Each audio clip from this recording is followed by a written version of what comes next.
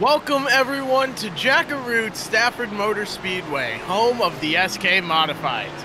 Tonight's show will feature the best of the best, personally invited to the Speedway to show off their talent in the Tour Modified Invitational, presented by All Phases Renovations. You're watching this event live tonight on Stafford Speedway's YouTube channel, brought to you by the Global Sim Racing channel.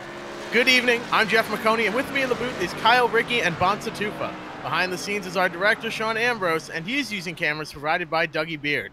For tonight's race, we will see the best of the best at eStafford Speedway over the course of this event. Tonight's race is an invitational, meaning that these drivers have proven themselves over the past few weeks and earned a coveted invitation to tonight's event. All Phases Renovations has generously stepped up to sponsor this event, and we want to thank them for helping us bring this racing to all of you here tonight, as well as for bringing a purse of $700 for the top three finishers. Tonight's winner will be $350 richer, with second and third place pocketing a hefty $200 and $150 respectively. These drivers will be behind the wheel of a car awfully similar to the SK Modified, but with one key difference: the power under the hood. These Tour Modifieds look identical to the SKs and run on the same chassis and tires even, but when you take the hood pins out and take a look, you'll find another 215 horsepower, bringing these cars up to a total of over 600. That means you can expect to see these cars wanting to carry a lot of speed through the center corner and turning laps almost an entire second quicker here at Stafford Motor Speedway. First, though, let's take a look at last week's finish with a controversial bump from Kyle Souza to the back bumper of Brian Narducci. 2 laps to settle it here in the Tour Type 80 lap main event here at the virtual Stafford Motor Speedway, all courtesy of All Phases Renovations. Green flag, and we're back underway for the final mile, and it's going to be Narducci getting the jump.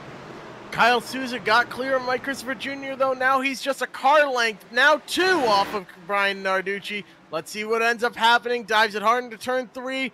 Narducci looks like he's pulling away on the straightaways, but Kyle Souza driving aggressively. The white flag is in the air. Who's going to win it? Souza drives it in deep into turn number 1. Narducci even deeper. Souza's got the run off of turn 2. Will he try and make the bottom shot move into turn number 3? Narducci with the defensive line. Souza goes in high. Narducci starts to push up. Souza trying to get to the bumper. He gets into Narducci. They touch. It's going to be a drag race to the line. It's Kyle Souza. Kyle Souza comes home with the win after tapping Narducci off of turn 4.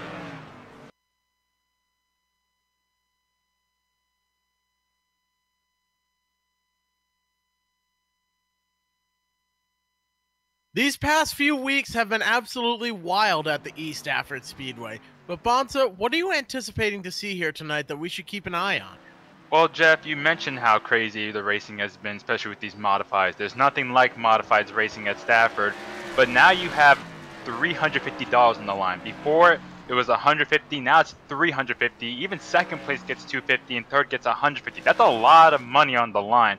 So you gotta imagine these guys are gonna race even harder to get that money. Second thing I want to talk about is the Tour Mod cars. What we saw last week, cars that were not easy to drive. They were very careful trying to get back on the gas. We would see these cars tend to get tight entering the corner, center of the corner. When they try to get on the gas, the car just wants to snap loose on you. And we've seen a lot of unstable cars, but usually as more rubber is being laid down, as the track temp cools down, it should get better. But we'll see how they'll be able to adapt to the changing track conditions and who will come out on top. Last thing I want to talk about is the fact that there are no cautions in this feature. It will be race control. It will be Dylan Kopech who will decide when the cautions come out. So if there's a single car spin, you may not see yellow come out, but if there's a multi-car accident, that's when you might see the caution be pulled. Kyle, Ricky, what are your expectations and points to look forward to before today's race? Yeah, it's going to be a very competitive evening here tonight. Invitational drivers only, as you mentioned. You mentioned no cautions or race-controlled cautions in the feature. We'll see the same thing in the heat race, so you don't want to get into a problem in the heat race because you may not have a chance to better your position if there is no caution. You talked about track changing. Well, you're also going to want to keep an eye on your tire management throughout the 80-lap feature event here later this evening. Those are just 2 of the things that I'll be watching here tonight. Before we get underway here and practice begins to wind down now into the final minute, let's take, for all of those new to the Stafford Motor Speedway, thank you for tuning in tonight, but let's take a moment and introduce you more to Connecticut's historic half-mile oval.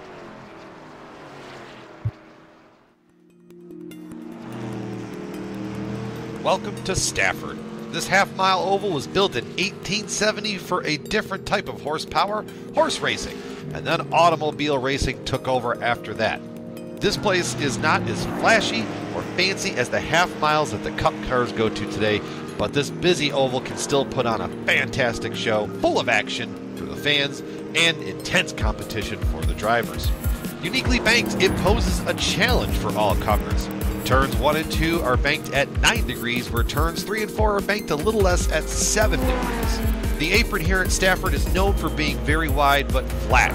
Only the bravest of drivers with the utmost grip can make passes down there. Short tracks equal close racing and usually leads to shorter tempers. Keeping calm at Stafford rewards the drivers. It's like the old racing expression, to finish first, you must first finish. Corner exit tends to be the most challenging place on the track, where the fast lane sweeps right out of the corners towards that wall that awaits you. Stafford is an old, worn-out surface, so managing the tires is also key to finding victory lane here. All in all, Stafford poses a fun challenge to drivers, and it's always sure to put on a great show. So settle in, buckle up, it's bound to be a great race.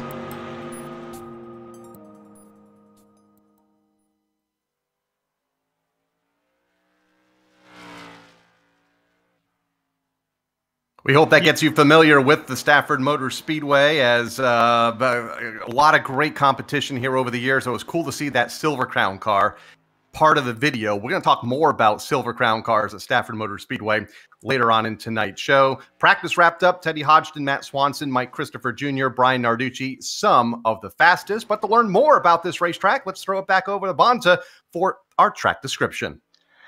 Kyle, as before mentioned, this was once an agricultural park and a horse track, but it was eventually paved paved over in asphalt back in 1967, repaved in 97. Stafford Springs, Connecticut, beautiful small town in Connecticut.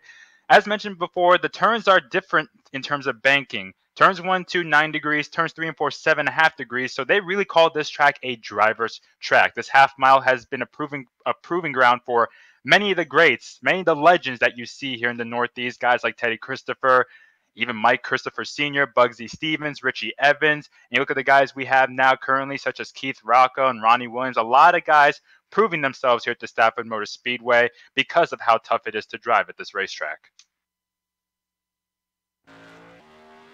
Tough to drive. Go ahead, Jeff. A lot of legends have driven here, including Chris Pastriak and his family. Carl and Charlie have found success here, and right now Chris finding success here fastest early on in this qualifying session.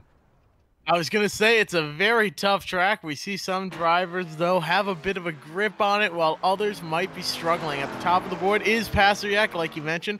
Stephen Massey with a pretty good time as well. Jeff Gallup just a 1/1000th of a second off of the 13 machine. But now these drivers are starting to put down laps. I think a lot of them might be waiting for a little bit of cloud cover here, lower the track temp just the tiniest bit and get a little bit of an advantage over your competitor with a tiny bit of patience. But right now, take a look at the weather here for this track. 78 degrees outside, but the track temp right now pretty warm at 96 degrees, 95 degrees. It's hovering there. So keep in mind, the hotter this track is, the more these cars will slide around. At 95 degrees, we might see a little bit of slideways action. And just to mention this, Bonza, in the real world, the weather here in Stafford Springs, Connecticut, or at the Stafford Motor Speedway, it rained at 5:30 this evening, just when the drivers' meeting would have started. And there's also a couple of other cells building behind it that are expected to be at the track around 7:30, 8 o'clock. So it would have been another tough night. Last week, they would have fought the snow. Tonight, they would have fought some intermittent showers. So it would have been tough to get tonight's program in as well. So again, that's real world. And unfortunately, because of the shutdown, we're here another week in the virtual world. And it's going to be a good one here tonight with Tour Type Modifieds. It's crazy, I think, the weather we've been dealing with, where last week we were worried about snow and now we're worried about possible thunderstorms tonight. But I guess that's springtime here in New England. But Chris Pastriak continues to lead in qualifying. I guess Chris is trying to do the same thing he did in the fall final at Stafford last year when he won the pole in a surprise effort. But one guy I want to talk about is Teddy Hodgson. He hasn't taken a lap yet, but Hodgson's had a lot of bad luck recently. Teddy won the first iRacing Stafford event we had about 7 weeks ago. But since then, he's been kind of snake bit. He had a couple good runs, but last week he got caught up in a wreck with Reagan Perrin and Travis Hyder that blew his engine. he hasn't had much luck. And I asked him, what's it going to take for him to turn his luck around? He said, qualify, pole. He really wants to get the pole and see if he can start in the front, because track position is important in terms of avoiding, any accidents that may happen. Right now, the pole does belong to Peter Bennett, that 50 car. Peter's been very fast these last couple of weeks. 18.457, Matt Vassar in second. You're looking at Matt Swanson, another threat for the pole, as he takes a lap. That doesn't matter. Teddy Hodgson to the pole with an 18.433, but Jacob Perry steals it away in 18.395. He is now sitting on pole, but Teddy Hodgson, a fantastic qualifying effort, now gets him on the front row as it sits. Nope, Brian Narducci now up to second. There's still 10 seconds to go, and a bunch of drivers on the racetrack trying to position themselves toward the front of the field. It's Jacob Perry, Brian Narducci second, then Teddy Hodgson, Mike Christopher Jr., and Peter Bennett, the unofficial top 5, and that's going to change even a bit here. So, wild last minute of qualifying as we're set for qualifying heat race number 1. Taking a look at heat race number 1, Jacob Perry is going to be on the pole with Matt Swanson on his outside. Matt Vassar, the Slim Reaper in the 11 machine, starts in 3rd. Cory Dimatteo in 4th. Travis Hydar will take the grid in 5th. Tyler Leary in 6th. In 7th right now is George Bissett Jr. In 8th, Tony Membrino. And rounding out the field, Mark Alkis starts in 9th. Actually, we have Larry Westgate as well. He starts in 10th. I almost missed him right there. That would have been a big miss there, Jeff. It absolutely not been good at all, but that's what I get for looking at 2 screens at once here. All Phases Renovations, again, providing the sponsorship for tonight's program. They've been with us now for about a month here on our Friday night eStafford Speedway iRacing League. The purse tonight, more than doubled from what we have seen the last few weeks. $700 in total, $350 to the winner, $250 for second, $150 for first. If you have any outdoor needs, give Larry a call at 508-332-6316. That includes patios, decks, outdoor bars, pool renovations. It is that time of the year. As we are set to go green 1 lap from now, Jacob Perry, Matt Swanson will make up the front row of this first qualifier. This is a pretty stacked heat race. This should be fun to watch because guys like Perry, Swanson, Dimatteo, and Vassar, Hydar, they're all really fast in the modifieds, and they've been showing a lot of speed these last several weeks. So we'll see who comes out on top. We thought maybe last week they would take it easy in the heat race because the top 5 transfers. So if you're in first or second, you don't need to race that hard. That wasn't the case. They were battling for the lead from lap 1 to the checker flag. So we'll see what happens here as the pace car pulls off. Car pulls down pit road. Jacob Perry is going to lead the way. Outside of him, Matt Swanson holding on to second place, getting a push from the 26, but now sitting in 3rd place, Matt Vassar goes side by side with Matt Swanson for second. It's a battle of the Matts to see who comes out on top. That's right now still a side-by-side battle. We could see a bottom shot move here, but he thinks better of it. Vassar does. Now Swanson has to get to the bottom of the racetrack, or tries. Here comes Vassar back to the inside. Battle for second off turn 2, side-by-side, and that allows Perry to pull away at the front of the field. Swanson and Vassar, second time by, still side-by-side for the second spot. Dimatteo pulled a massive block in turn 1 on Tyler Leary, and that's going to cost Leary a spot. Matt Swanson gets bumped out of the way by Travis Hydar. He's going to lose 2 positions as Hydar goes into 3rd and Dimatteo goes into 4th as we complete lap number 2. Matt Vassar and Matt Swanson got into each other. They are open a North Bar action, but wrecking towards the back. Membrino goes around. He is involved. At least 5 cars in that wreck. Looks like George Bissett Jr. also involved in the incident. Tyler Leary, I think, might have got through that green number 1 just passing your screen. We'll get another look at it here as Swanson, no doubt, showing a lot of damage to his number 3 car. Yeah, smoking car is never a good thing to say the least. You're looking at Tony Membrino, happens in front of him. I believe Swanson got together with Dimatteo, and Swanson was riding on top of Dimatteo's car, causing that low 5-car jam session off of 2. Membrino did a pretty good job, coming out of there unscathed, riding on that little inner bus stop, as we call in the back straightaway, avoiding that crash. But now we're looking at Dimatteo and Swanson. Swanson, old blue in the 3 car, gets into Dimatteo, climbs up the left front tire, and just couldn't get off of him. Bissett nowhere to go, Leary nowhere to go. 4-car jam session in turn 2 puts us under the caution flag for the first time in this heat race that continues to be led by Jacob Perry. Matt Vassar, Travis Hydar, Tony Membrino, Mark Alkis rounding out the top 5 runners. Swanson and Leary are on pit road. Damage for those cars, but it's not the end of the night for them yet. They're still going to be able to make the race and everything else, so not too much of a concern if you can't race your way in through the heat. This is an invitational event, so you're not squaring up against 50 or 60 other drivers. Really, it's about 27 of these cars here tonight. One thing we also got to mention, there's no resets for this race like we've had the last several weeks, so once your car is damaged, once that engine blows, you're done. That's it. So Matt Swanson had a very heavily damaged car. There was smoke coming out of him, so looks like he'll probably have to try and get in through the consolation race instead of making it through the heat. Swanson already 1 lap down in the 10th and final spot in this running order. So under the caution flag for the first time tonight, want to make mention that if you are watching this event, you're probably on the Stafford Motor Speedway YouTube channel, and it has been a big fun week of old classic races on the Stafford YouTube channel. Hopefully you have subscribed. Those classic races include a 2006 Silver Crown race at the event. It was cool to hear not only Matt Buckler on the PA, but also the legendary Bob Jenkins in the PA booth at Stafford Speedway. You want to check that race out. So when the Silver Crown cars raced at Stafford more than almost 14 years ago now. And the 1997 fall final for both the SK Modifieds and the NASCAR Modified Tour, both on ESPN2. Those are on our YouTube page. As we go back to green with Jacob Perry leading the way.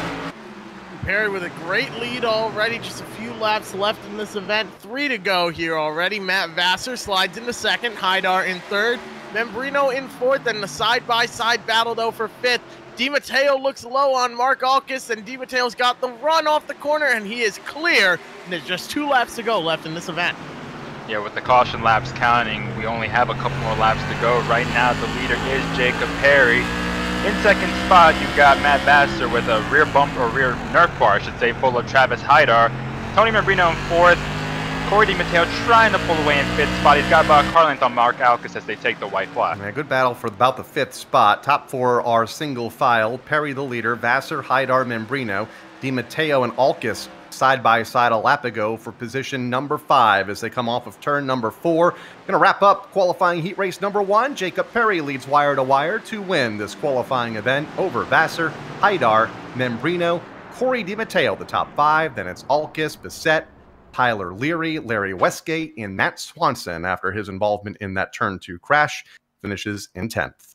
Mark Alkis tried driving it deep into turn 3 in that last lap to get to Dimatteo's back Nerf bar, but Dimatteo got in there deeper and was able to get away at the end.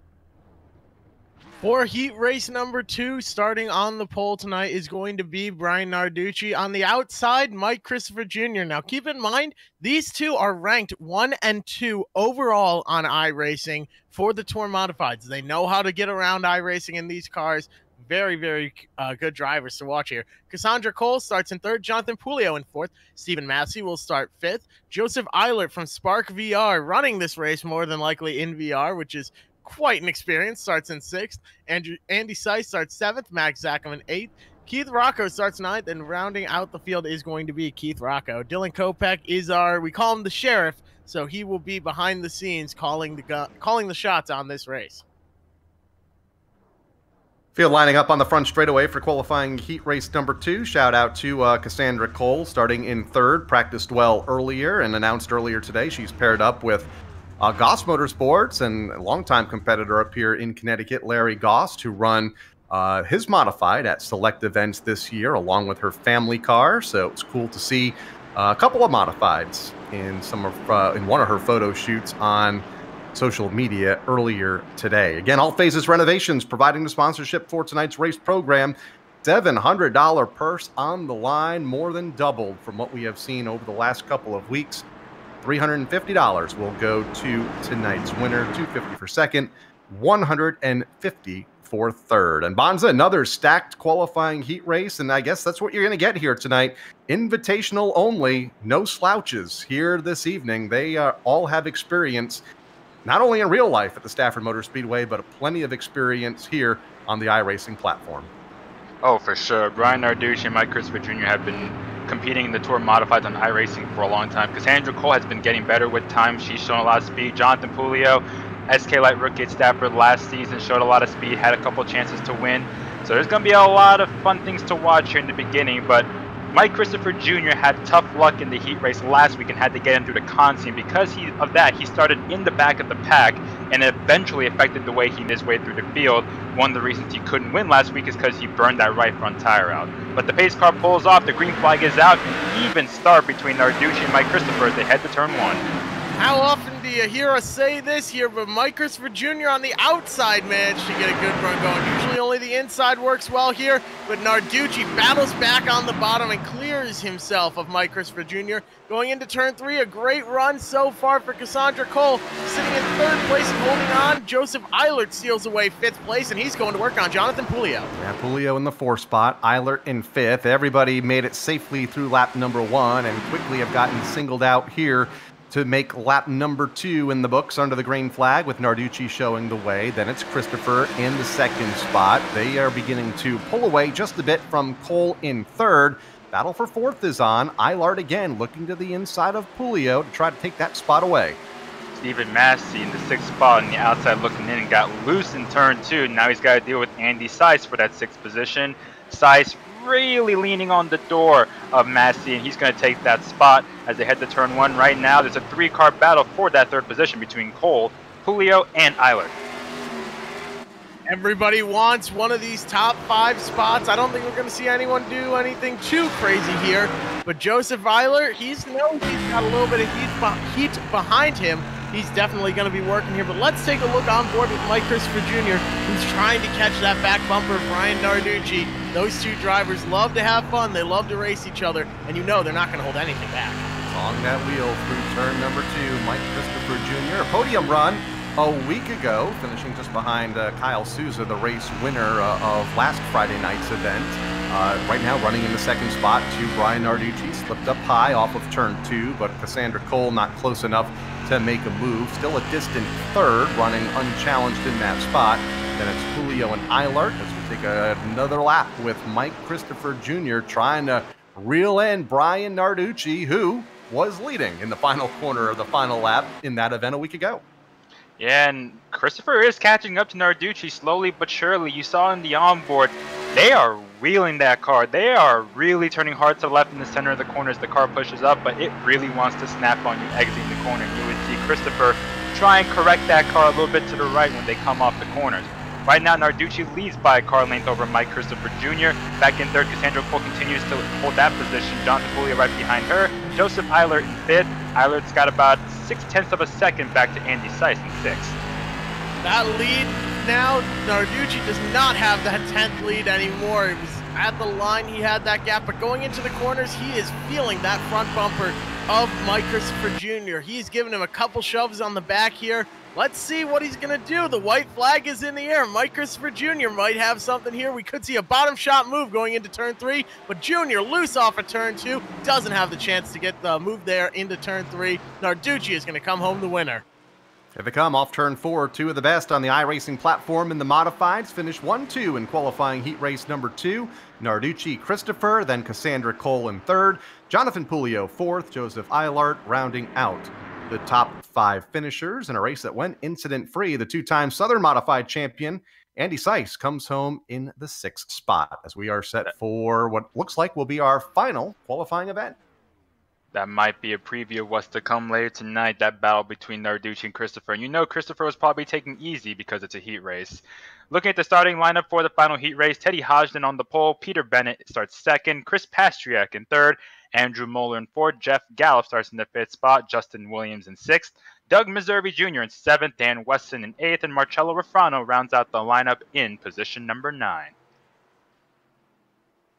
Our fan races return this Wednesday night. Again, it's open competition sponsored by the Horton Group as we get set for our next 4-race series. Fans can run on Wednesday night here, part of the Stafford Speedway iRacing program. And the top 5 finishers will transfer into Friday night and allow an opportunity to race against all the Stafford regulars. So we took this past Wednesday night off, and I believe it returns this coming Wednesday night. Again, those are sponsored, that night of racing, sponsored by the Horton Group. As we are set to go at it here, third qualifying event. Teddy Hodgson looked good in practice, as did Peter Bennett. That's why they are starting toward the top of this heat race. Then it's Pastriak and Moeller, Gallup, Williams, Doug Meservey, Dan Wesson, and Marcello Refrano, the 9-car field here in this qualifying event. Teddy Hodgson starts out front. I imagine that's where he's going to stay. He's been strong week in and week out. His biggest struggle has been working through traffic, and that's everyone's struggle here at Stafford Speedway. Let's see what he's able to do out front, though. Peter Bennett's going to put up a heck of a fight there in second place. Green flag is in the air. Hodgson waits a second. That checks up the inside line, but diving it deep into turn one goes Hodgson, all 4 tires on the apron. That gives a run to the 75, who nearly gets into the left rear of Peter Bennett. Really pushing it there and cutting it close, but they all managed to come out clean. Side-by-side battle for third clears up. Now it's a side-by-side battle for fourth as Andrew Muller's under attack from Jeff Gallup. Looks like Justin Williams had an issue on the opening lap as the field races back to turn 2. Hodgson and Bennett, that is, pulling away. Pastriak in third and has 3 cars hunting him down, led by Moeller, Gallup, and Doug Meservey. Yeah, that battle for fifth, the final transfer spot, is hot and heavy with Gallup and Meservey right on the back gate of Gallup. He gave him a bump going to turn number 1. You're looking at the onboard from the back end of Andrew Muller's car. The battle will be for that final transfer spot between Meservey and Jeff Gallup. Right now, Meservey gets up the track a little bit, bumps Gallup. That allows the 92 of Dan Wesson to get around. Gallup now really behind the 8 ball. He's fallen all the way back to 7th. Now Hodgson, though, still out in front. He's got a half-second lead over Peter Bennett, who's got another 0.6 seconds over Chris Pastriak. Right now, the top 5 have all spaced themselves out and are solidly locked in. Side-by-side battle for 6th, but, man, it's a lot of ground to make up if they want to get into the top 5. We're halfway through this event. Yeah, behind all that battling, you saw Marcello Refrano smack the wall off turn 4 a lap ago. May have damaged that car as he's trying to reel the group in. He is currently 8th right now, the final car running on the racetrack after Justin Williams' incident. Dan Weston goes around and saves it somehow. Wow, he was facing the infield grass there after Jeff Gallup got into him. Well, that might have just ruined the chances of the top 5 spot for Jeff Gallup, because the fact that they lost so much ground when he and Dan Weston made contact. You look at the replay right now as we continue under green. Weston gets a half sideways after contact with Gallup. He did save it, but he and Marcello Refrano, that group of 3, they are way behind Meservey in that last transfer spot, and there's just 3 laps to go. Yeah, they're continuing to race side by side for position deep in the field. 7th, Weston in 7th, Marcello Refrano right there in the 8th spot. Into the final couple of laps here, no change at the point. It is Teddy Hodgson leading the way over Bennett, as now Weston continues to go backwards in car number 92. But at the front of the field, it's the 55 of Hodgson, comfortable right now. Pair of orange cars at the point. Hodgson the leader, Peter Bennett in 2nd, and then that large gap back to Chris Pastriak in 3rd. Very, very intense battle there. My mind is still blown that Dan Weston was able to save that car. He was looking his pit crew in the eyes as he was sideways there off turn 4. Manages to save it, though, but it's not going to be enough. He's all the way back to 8th right now. He probably flat spotted all 4 of those tires, but back out front, the white flag is waving in the air, and Teddy Hodgson is coming around to get the checkered flag. Coming off turn 4, he's got a hefty lead over Peter Bennett, over Chris Pastriak, over Andrew Muller, and over Doug Meservey. That's your top 5, and they are all going into the feature event. No problem at all. Teddy Hodgson won the very first week of the eStafford Motor Speedway iRacing program back on March 27th. And like you documented earlier in this broadcast, Jeff, he has had a lot of tough luck in the week since. So maybe tonight that he could shake some of that bad luck and some good luck will fall on his side. Heat race winner here tonight in qualifying event number 3. Let's take a look, though, at the starting grid for heat race number 1. Jacob Perry, Matt Swanson, Matt Vassar, Cory Dimatteo, Travis Hydar, Tyler Leary, George Brissett Jr., Tony Membrino, and Mark Alkus, and Larry Westgate are all going to race here in this feature. I believe everyone is going to advance from this race, and it's being used as sort of a shakedown session. We are working out the formatting. The session was originally set up for about 50 cars using the same setup we see every week, where we send a lot of drivers home, But right now, we're letting iRacing do its thing, and it's going to have our field set up here. Right now, though, Jacob Perry starting on the pole, Matt Swanson second, and Matt Vassar in third. That's a strong top three with Cory Dimatteo right outside. He's had some bad luck, but he's really got a chance to make something happen. Now, I believe it's going to be the top 11. It seems like, according to iRacing, the top 11 will advance, because it seems like we're going to just have one consolation race. So some people will not make it, it looks like. We're going to have to double check on that when the consolation race is over. But up at the front, this is a great chance for guys like Mark Alkis and Andy Seiss, because if the top 11 advance, they're in a really good spot, being way up in the front of the pack. Looking back, though, in that 5th and 6th row, you still got guys like Refrano, Matt Swanson, who had a crash in the heat race. You got Max Zackham, Larry Westgate, Justin Williams was involved in the crash. So these guys are looking to find their way through, need to gain a couple positions to make their way into the feature. Yeah, Tyler Leary back there as well. A lot of big guns needing to or at least wanting to improve their starting spot for the feature event later this evening. You mentioned Zackham in 8th, Refrano's back there in 9th. Matt Swanson was involved in that lap 1 or lap 2 wreck in heat race number 1. He'll start shotgun on the field in Old Blue in number 13.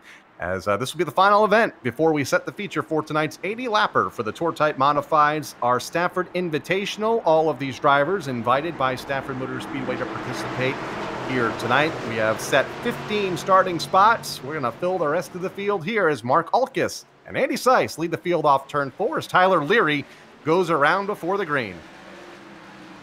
Round, and the caution is immediately thrown on track. Looks there that the 88 car, that is Marcello Refrano, just drove right into the back of him, and that sent him around. Oh, he gets a break, though, because of yellow coming out, so they'll get to regroup here and get back double file when we get back to green in a couple laps. But Tyler Leary is another guy that's had a little bit of bad luck, it seems like. He did win a consolation race back in the beginning of the iRacing series, but it seems like then he's gotten into other people's troubles. There was one time he was upside down. A couple weeks ago, he ended up in the wall. We're going to look at a replay here and see what happened to Tyler Leary. But very, very unfortunate start. I don't think he hit anything, though. I don't think he hit anything. He just spun down to the infield grass harmlessly. Probably a stack up on the start. That's Marcello Refrano behind him. Remember, for the original start, yeah, he got turned in the left rear by Refrano. The rule is that when you have the original start of the race, the green flag given to you by iRacing is when you're allowed to go. When you have a restart, that is at the leader's discretion. They get to decide when to go once the pace car pulls off. But since this was the original start of the race, the green flag from iRacing is when the drivers are allowed to start getting up to speed. And it tends to lead to some stack-ups when they come off of turn 4. We mentioned this is the Stafford Invitational for Tour-Type Modifieds here tonight at the eStafford Motor Speedway. Next week, we resume our, open competition Wednesday night for the fans to try to transfer into the Friday night program, which will be late models next week. There'll be a 60-lap late model feature event. And again, the Friday night program will be open to all 2019 drivers from Stafford Motor Speedway or registered drivers for 2020. So that will be open. And then, of course, fans will be able to race as well that transfer in through the Wednesday night program. So got 4 more weeks. The late models next week, the SK Modifieds on May 29th. Super late models on June 5th, and the Tour-Type Modifieds on June 12th. And hopefully by then we will know more about what is happening here in Connecticut as far as allowing us to get back on the real track. You are absolutely right. Someone restarting in second here is Andy Seiss, and if that name sounds familiar, you're scratching your chin saying, where have I heard that before? How about Our Motorsports running in the Xfinity Series? Andy Seiss now behind the wheel for that car, doing a couple races this year, now taking it virtually, starting in second place in that 70 NH machine. He's got a really good run here so far, I think, tonight. And now we're going to get to see him running with other cars. He had a great time in qualifying, was good in practice all day, but now running out here with other cars and racing with them, he's going to start side by side with Mark Alkis and try and work his way around Stafford's favorite half-mile track. Well, it's interesting because now with the fact that only 2 cars in this field will not make the feature, even if you do end up in a crash and yellow doesn't come out, if a couple other cars are involved, you might still have a chance to advance. So it's going to be real interesting to see what happens here as the green flag comes back out. A great start from Mark Alkis in the 89 car. He jumps out ahead by a couple car lengths. The battles for second in turn 1. Yeah, we had one car pound the wall off of turn number 4. It might have been the Rocco car as they race back down the back straightaway. Caution is out as they're wrecking off of turn number 2 as well. This one is going to be a very short-lived consolation event. The first 5 laps were under caution, and we're going to run a few more now. So it'll be, what, Jeff, a green-white checker finish? Is that how we're going to wrap this one up per iRacing rules? Sure looks like it, but let's take a look along with Massey at what happened here. Not really anywhere to go in this event for him. Gets a little bit of a touch there. Keith Rocco behind just goes right up into the wall. Flips it around. Yeah, that was quite an interesting wreck, but off turn 4 goes right up into the wall. He two-wheels it for a little bit and then comes down on all 4 tires and rolls it away. It looks like he came down on, I think that was Larry Westgate off of turn 2, and eventually Tyler Leary was a victim of that one. But real weird deal. Stephen Massey's backwards on pit road right now. I don't know what that's all about, but it happens. Tough luck for Keith Rocco in turn 4. Yeah, I guess it does happen. But that was about 4 cars involved. Yeah, it's true. I guess you could still do a pit stop technically under the rules. But now that we've had about 3-4 cars wrecked, it's going to be real interesting to see who gets to transfer, because even if you are crashed, if you're running an 11th and on pit road, you still make it to the feature. So we'll have to see how things end up, but it looks like the next restart will be a single file restart. Everyone is going to advance from this session. We had, oh, actually, I'm sorry, no, we had more than 11 starts. So Stephen Massey in 12th. Oh my goodness, I forget what I was saying right there. Operating under incorrect pretenses, I guess. That's my mistake. Right now, Keith Rocco is scored in 11th, so that puts Stephen Massey out. Massey has to get back on track, spin that car around if he can, and get back on track. But green-white checkered now coming out here for these guys. They haven't turned a lap under green yet, but green-white checkered here coming up. Marcello Rafrano out of the event after getting into the wall off of turn number 4. He is multiple laps down, now currently shown 3 laps down in the 13th spot off the track, so he won't make it. Steve Massey, 2 laps down, now 3 laps down, so he's actually a lap behind. Keith Rocco, who's on the pit lane. Justin Williams is also on the pit lane. There are 9 cars on the track running. Some of them have damage, like Tyler Leary, who's been involved in an incident off of turn 4 a couple laps ago. Matt Swanson has kind of threaded his needle through the field, and he is up to 7th after starting this event in 13th. So when we get the 1-to-go signal, we'll have a 2-lap shootout to wrap this one up. Alkis leads, Gallup, Seiss, Wesson, and George Bissett Jr., who I know has to be ready to go in the real world after spending most of the winter putting together an SK Light modified that he debuted at the fall final last fall. Really excited about running that division this season, and I get to see the videos every once in a while he posts, and they've been kind of massaging that car, just waiting for opening day up here in Connecticut. Yeah, the Danbury native has been waiting and waiting, and if you saw his SK Light debut, he was lucky not to hit anything despite going through multiple wrecks. Back to the track though, green-white checkered. The green flag is out for the single file restart. Mark Alkis leads, Jeff Gallup in 2nd, Andy Seiss in 3rd, Dan Wesson 4th, George Bissett Jr. in 5th. We're all lined up single file here, but going for a bottom shot move and thinking better of it is Andy Seiss. Works that low side apron though, manages to gain a little bit of ground there on the 4-car Jeff Gallup. White flag is in the air. This is the last lap for this event. Looks like we're only going to have 9 cars running on track. That will put Keith Rocco as the last car to advance. So all these drivers running on track that you see will advance, not starting the event. Finishing 12th here, Stephen Massey and Marcello Rafrano coming home 13th. They will not run in the feature event tonight. But finishing in 1st, Mark Alkis, then followed by Jeff Gallup, Andy Seiss, Dan Wesson, and George Bissett Jr. is your top 5.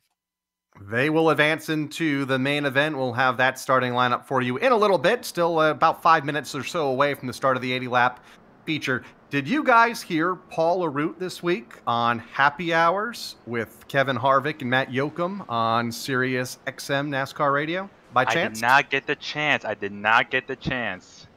Did I, unfortunately. Wow, it was a great interview, and I commend Paul again on promoting. Obviously, he and Kevin Harvick have had a relationship the last couple of years. KHI has been a contingency sponsor at the Stafford Motor Speedway in the SK Modified division the last 2 seasons, and again, the conversation centered around trying to get Kevin to run a modified at Stafford, and Yep. and I believe the quote was, I didn't test with Ryan Preece at Martinsville during the offseason to not run a race. So Oh, he seems like he felt comfortable. He said, I felt comfortable when I got behind the wheel. It's just another race car. It was nice. I was able to see both of my front tires. So hopefully that race happens, and that race hopefully will happen at Stafford Motor Speedway. But we'll see. It was a great interview. I'm sure it'll be replayed during the course of the weekend on Sirius XM leading up to the race on Sunday at Darlington. But a great job at promoting Stafford Motor Speedway and what not only they're doing in real life to try to get their race program up and running, but also what they're doing here on iRacing and all of the esports platforms that they're running here the last, what are we on, week number 8? It's hard to believe that we're on week number 8 of this. So great interview. Check it out this weekend on Happy Hours with Paula Root talking with Matt Yoakum and Kevin Harvick about short track racing virtually and real world. And for those who are watching right now, don't forget to subscribe to Stafford Speedway's YouTube channel. They just hit 2,000 subscribers, so thank you to all those who have subscribed to Stafford's video content. Content ranges from driver profiles, drivers' first wins such as Meg Fuller, Darrell Keene, the championship battle a couple years ago between Brian Narducci and Marcello Refrano in the SK Lights. We've had videos with Paula Root and Kyle Rickey in the Bottom Shot podcast with guys like Keith Rocco, Lisa Root, Mike Christopher Sr., and so on. And as you mentioned earlier, Kyle, the classic races that they've been posting almost every day. It's been so cool to watch. The 1997 Fall Final 300 lapper was such a fun race to see, and it's just Stafford always puts on a good show. And for those who might be newer to Stafford, seeing these old races just reinforces the idea that Stafford and the modifieds, there's nothing like it. And it's cool to see the racetrack on a national platform. Even back then, we talked last year about the Spring Sizzlers in 1980 and 81 being broadcast on MRN nationally, hundreds of radio stations across the country. Fast forward into the 90s, and it was cool to see ESPN2 broadcast not only the modified tour portion of the fall final, but also the SK modifieds. And if memory serves me right, they did all the divisions. I think the Pro Stocks, the late models, the Street Stocks, then known as the Dare Cars, and the Legend Cars, all got national airtime that year. It was either 96 or 97, but it was cool to see the 97 races up on the YouTube page this past week, along with the 2006 Silver Crown race. A lot of great names part of that event, including the late, great Dave Steele, Bobby Santos, Bobby's sister Erica was in the event, so it was fun to watch. A lot of the local talent at Stafford at the time compete against some of the best in open wheel Silver Crown racing back in 2006. So check that out on the YouTube channel as well, but only after tonight's 80 lap feature event, brought to you by All Phases Renovations. When you're all set with that, you can actually go and find some of Stafford's weekly drivers. They have been on the Bottled Up podcast as well, if I can throw that in. So you can find that anywhere you get your podcast. No, you're not allowed to, Jeff. Come on. Tomorrow's episode is relevant because we are going to be having Ryan Fern on. He drives the number 12 late model, that bright yellow machine. You might remember him in his rookie season last year where he went out and won Stafford's longest late model event. It was, I forget the prize money right off the bat. I think it was like $1,900. And then he had to roll a die, a big inflatable die. And if he rolled a 1, he got to keep all the money. And he took it, stood on top of his car, and threw the die at the pack of photographers and reporters there. It bounced off 1 and landed perfectly on a 1. He brought home that money. So he talks about that, talks about racing with his cousin Tom Fern, the legendary Tom Fern. His sister, Alexandra, running the limited late models, talks about all that fun stuff. So be sure to tune in and listen to that as well after you've checked out Stafford Speedway's YouTube channel and rewatched this broadcast, because we know how much everyone loves these broadcasts tonight. I'm glad you clarified that it's relevant. I'm glad it's relevant, Jeff. Absolutely.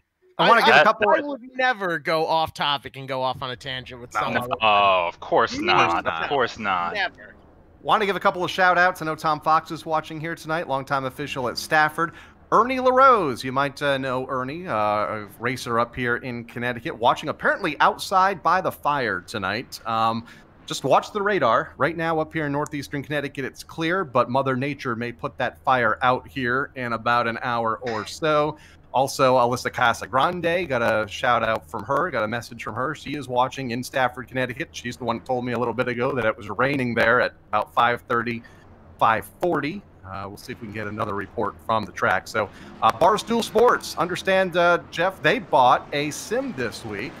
Barstool Sports getting in the sim program as well. Want to say hello to them. We'll talk more about them in a moment. But first, let's jump into the starting lineup, Jeff. Starting on the pole is going to be the 47 of Jacob Perry with Brian Narducci on his outside. Teddy Hodgson will start third with the Slim Reaper, Matt Vassar, and that Hummel hot dog machine starting in fourth. In fifth place is Mike Christopher Jr. in sixth, Peter Bennett. Seventh goes to Travis Hydar, Cassandra Cole in eighth. Chris Pasteryak starts ninth, and rounding out your top 10 in row number 5 is Tony Membrino, the 00. Starting in the 11th spot, you got Jonathan Puleo from Brantford, Connecticut. In 12th, you have Andrew Moeller, Woodbridge native. Cory Dimatteo starts 13th. Joseph Eiler from Sparks VR starts 14th. Doug Meservey Jr., good to see him back. He starts in 15th. Mark Alkis in 16th. Jeff Gallup in 17th. Andy Sy starting in 18th. In the 19th spot, Dan Weston. George Bissett Jr. from Danbury starts in 20th. Further back, we have Max Zackham in the 21st spot, Matt Swanson. Both of those drivers have a long way to go here tonight, along with Tyler Leary, Larry Westgate, Justin Williams, Keith Rocco. That's the starting lineup. We are set to get at it here tonight. 80 laps, tour-type modifieds. Green flag, Jacob Perry, Brian Narducci make up the front row as we go to turn 1. Brian Narducci doing what he does best and working that high side. He's got a run coming off turn 2, but gets a little loose, has to hold on to that car. That opens the door for Jacob Perry to get by and opens the door as well for Teddy Hodgson to slip on into third. He's watching a side-by-side battle ahead of him. He's got Matt Vassar on his outside and Mike Christopher Jr. biding his time behind Hodgson. It's a battle for the top 5. Anyone could come out anywhere here, but Perry clears himself of Narducci. And Narducci got wide in turn 2, and as a result, Jacob Perry does take the lead. But for how long? Narducci able to rotate that car through the center, took a peek underneath the 47 car, but could not get underneath. Single file in the front 3, it's Perry, Narducci, and Hodgson. Matt Vassar in the outside lane, losing some spots. Hodgson, Christopher goes by, Peter Bennett goes by, Vassar side by side with Bennett for that position now. As they single out at the front, Narducci poking that nose out though, looking to the inside of Perry, wanting to take the top spot. Double turn 2, Matt Vassar goes around off the front bumper, Cassandra Cole.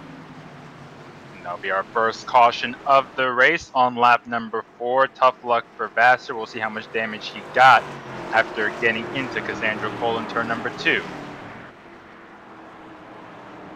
Caution out, let's look at it. As we saw a moment ago, and Cassandra Cole looking to the inside of the 11, and yeah, a little bit of contact. Not sure, Vassar might have checked up just a bit. Looked like a car got high in front of him. We'll take another look and go on board with Vassar.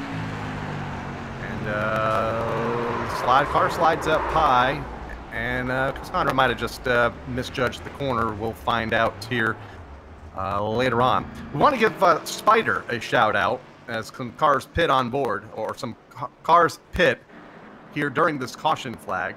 I want to give Spider a shout out from Barstool Sports. He's trying to get into the whole sim racing thing. They got a rig at Barstool Sports, and we hope to see him here, maybe part of our Wednesday night program down the road here in the next couple weeks. Oh boy, that would be very exciting to say the least. I want to make a quick mention. Jonathan Puleo got a piece of that crash, it looked like. Matt Swanson's on pit road. He started back in the back. He actually went all the way back from 22nd to 26 and just kind of chilled back there. He really wasn't trying to make any passes, so you wonder, for a guy like Swanson who's been fast every single week, is the strategy for him just to stay in the back and let the cars crash in front of him? The valid strategy here. You're not going to be involved in a wreck if it happens so far in front of you. You have time to check up here. So that is a very valid strategy, right around the back. But the problem there is if you get on a long green flag run, you might not get a chance to work your way up through the field. Not really a concern if you're starting out front, though. Jacob Perry, Brian Narducci, Teddy Hodgson, and Mike Christopher Jr. We're all battling there for the top spot. Any one of them could come out of here. That's what's beautiful about an invitational event. It is only the best of the best. Not to say the other drivers aren't good, because they are. But when you take the best of the best and put them all in a race here, you're going to get some unpredictable action, especially when you get some money thrown in by All Phases Renovations. A hefty purse for this event tonight, $700 total. $350 for first, $200 for second, $150 for third. It's going to be a great night for these drivers out here, and a nice little payday if you come out well. Matt Swanson on pit road. Larry Westgate made a stop. Justin Williams, Matt Vassar, Cassandra Cole, all on pit road as well. They stay on the lead lap as we go back under the green flag. Jacob Perry gets the jump in the outside lane. Then it's Narducci, Teddy Hodgson, Mike Christopher Jr., and Peter Bennett, the top five.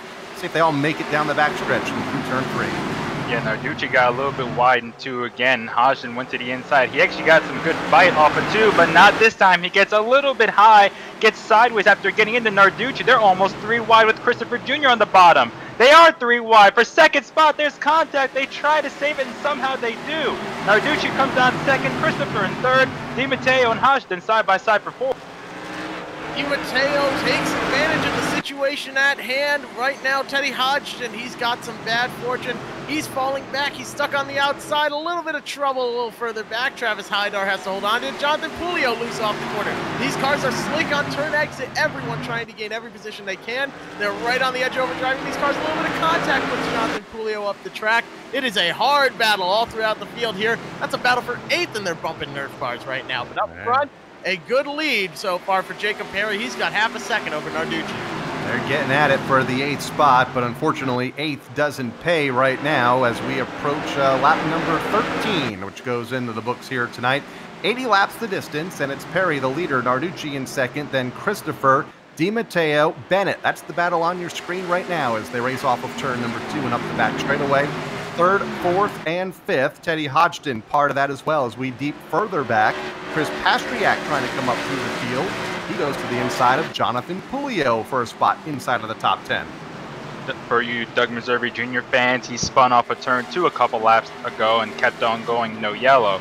Jonathan Puleo gave a little bit of a bump to Tony Membrino last time by in turn 3, and that actually cost Puleo. Membrino holds on to that 9th spot, and Patrick, as you mentioned, got underneath Puleo to get into the top 10. Right now, they're single out right now, not trying to take it too hard on lap 15. There's still plenty of time to go, and you want to conserve those tires just a little bit. Keep your head on a swivel here, folks. There's action all over the track, all over your screen. You might see guys cutting it down through the grass, even taking a trip through Green Acres to make something happen.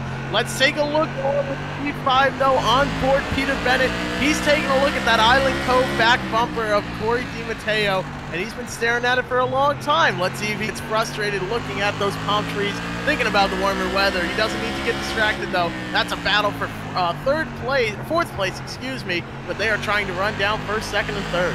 Cory Dimatteo in 4th, on board with Peter Bennett as we race up the back straightaway and into turn number 3.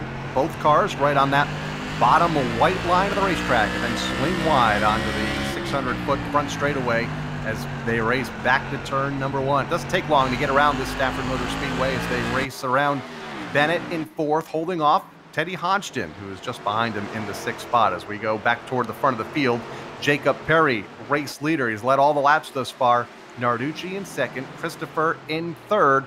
All spaced out fairly evenly among the top 3 right now. A couple of car lengths between each. Then they stack up from 4th on back. Yeah, Narducci is starting to reel in Perry just a little bit. Narducci's taking a deeper entry into both turns 1 and 3, and also entering the corner a little bit lower. Perry's about 2 tires, almost 4 tires in the apron. Narducci has all 4 on the apron. He gains on Perry entering the corner, but Perry starts to make that up a bit in the center and exit. We're seeing guys take different lines as the tires start to wear, but Narducci has shrunk that lead just a tiny bit. The gap right now is about 3 or 4 car lanes. Battle for 4th. Well, let's take a look at P4 right now. Cory Dimatteo under fire from both Peter Bennett and Teddy Hodgson, who's regrouped that car, gotten back down to the inside. Just half a car length separates these three drivers from each other. Cory Dimatteo, it does not have much room to Peter Bennett. It's starting to get intense. Yeah, it's starting to tighten up, no doubt. There were a few more car lengths between each of those cars about 3 or 4 laps ago, and like a rubber band, they're snapping back together. Dimatteo in 4th, Bennett in 5th. Teddy Hodgson is there in 6th, trying to turn that bad luck around here tonight after picking up a win more than 6 weeks ago. He's been winless since. Running in 6th, Travis Haidar in the 7th spot as they continue to race hot and heavy for position number 4. Very tame right now among the race leaders, among the top 10 or 12 cars, single file, front of the field, and really no challenge for position except for this 4th spot. They're just biding their time right now on lap 24 out of 80. Teddy Hodgson, that 55 car, not the usual paint scheme you're used to seeing from that 55 SK Modify or the SK Modified team in real life. That's Teddy Hodgson's father's throwback scheme for when he raced Modifieds down in Florida. That was Ted's Modified, a nice looking orange and yellow car from many, many years ago. We've seen a couple throwbacks the last couple of weeks. Andrew Moeller, he has a throwback to his father, Mike Moeller, who used to race in the SK Modifieds and the Modified Tour. That's why you see Moeller racing a red and black car compared to his normal yellow and black. Looking up front, though, Jacob Perry's lead is about 2.5 car lanes over Brian Narducci. Narducci's got about 7 or 8 car lanes back to Mike Christopher Jr. The battle right now, the tightest battle in the top 5 is between Dimatteo, Peter Bennett, and Teddy Hodgson, 4th, 5th, and 6th. Looking a little further back, there's one driver that's fighting. There's a few drivers fighting their way through the field, but how about 20th to 12th for George Bissett Jr., now up to 11th. Gained 9 spots over these 27 laps. Absolutely phenomenal run for him. From 13th to 4th as well as Cory Dimatteo. It's not easy to make passes here. You have to take advantage of every opportunity that comes your way. Cory Dimatteo doing a great job so far, as well as George Bissett Jr. That's the key. Slow but steady progression here. Put down consistent laps. Take care of your tires because we're going to start seeing fall-offs soon. And just be sure you don't get involved in a wreck and don't make any critical mistakes.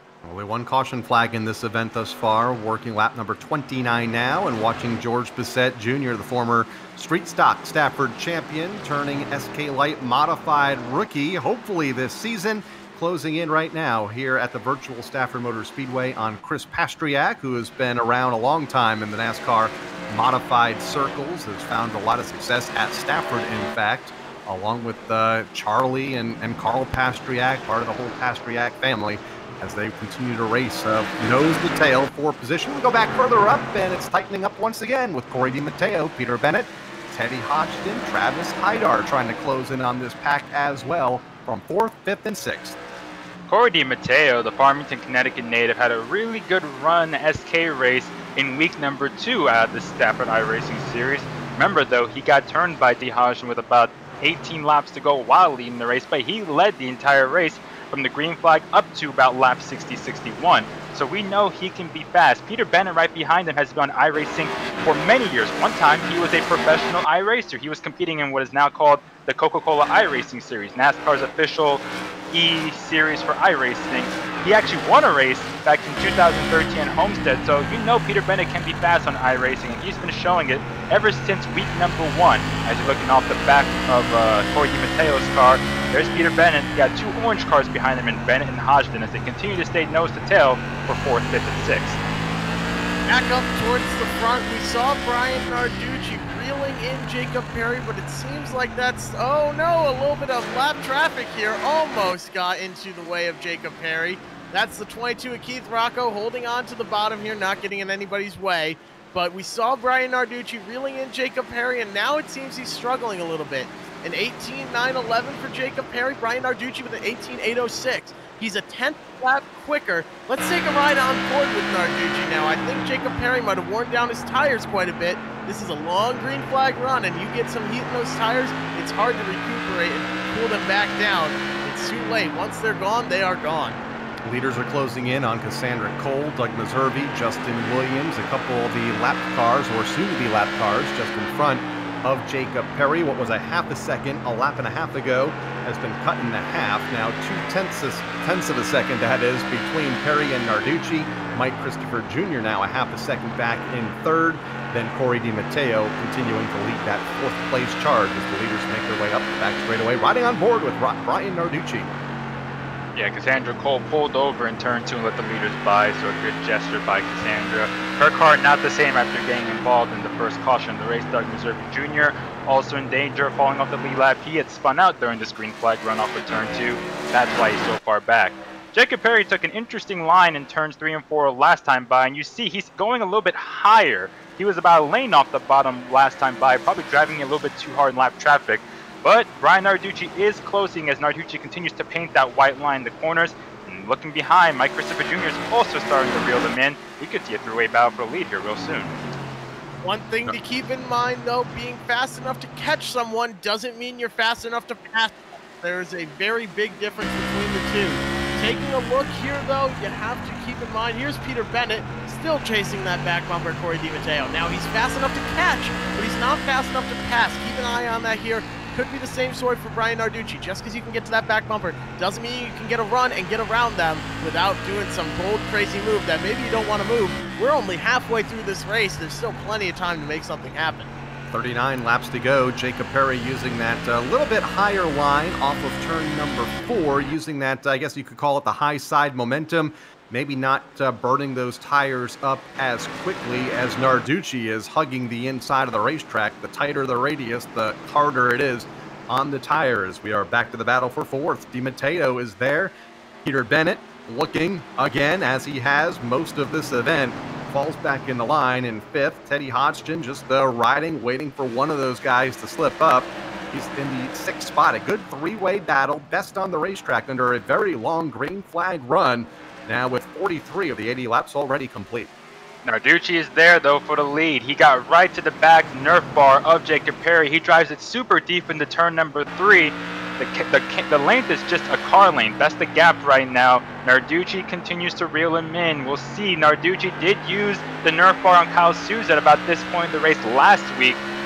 He doored Souza up the track in turns 3 and 4 on like lap 40, around the halfway point. We've passed halfway now, 44 laps complete when they cross the line, and Narducci is there. The gap is just a car lane.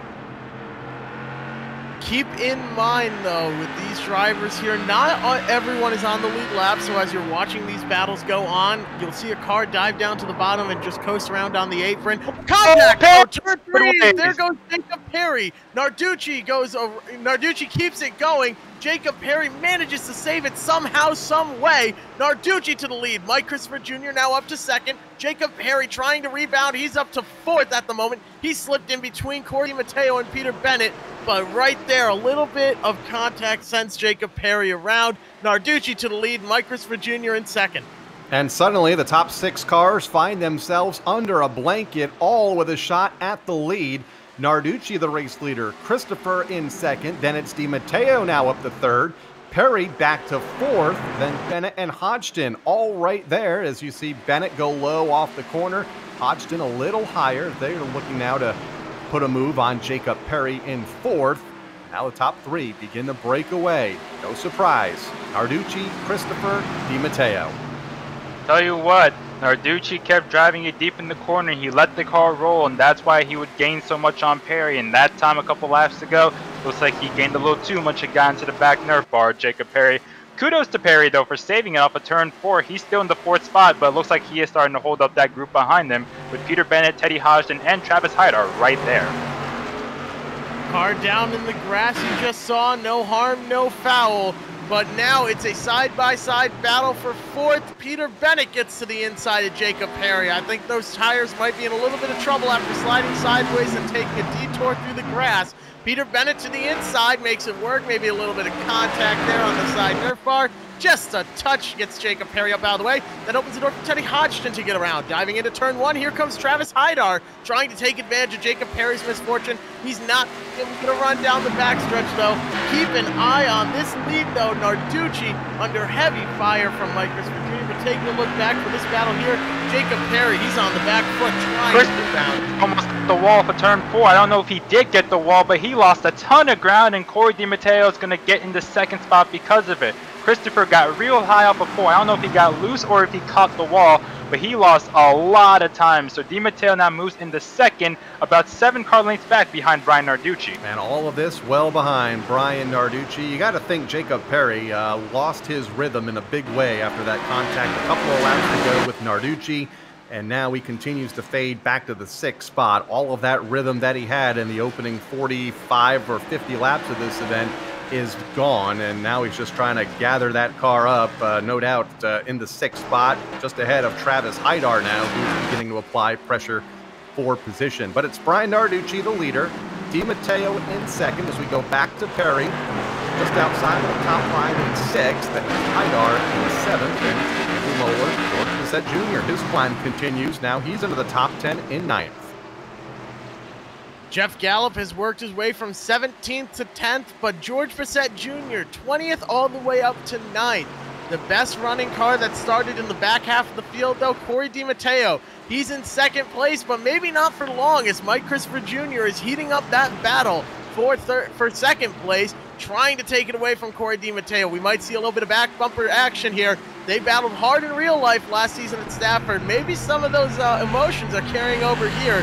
Mike Christopher Jr. now frustrated at himself for getting into the wall, and now he's stuck behind the slower Cory Dimatteo. But like I said, just because you're fast enough to catch someone doesn't mean you're fast enough to pass them. Cory Dimatteo's doing what he needs to do to hold off Christopher Jr. When they come back to the line, there will be 23 laps to go. And just to clarify what happened, Christopher got to the back Nerf bar of Brian Narducci and actually hooked the back Nerf bar of Narducci. As a result, Christopher Jr. got loose and got up into the wall. So he actually was able to catch up to Narducci, but because of the front Nerf bar of his car hooking up with the back end Narducci, Christopher lost traction and got into the wall. So you wonder how much the damage that he might have gotten from that impact with the fence will affect the handling of his car. Doesn't look too bad right now, though. He's still on the back bumper of Dimatteo for second. And having to play offense and having to play defense at the same time, trying to get around Dimatteo for second, and that would allow him a free track to get back to Brian Narducci.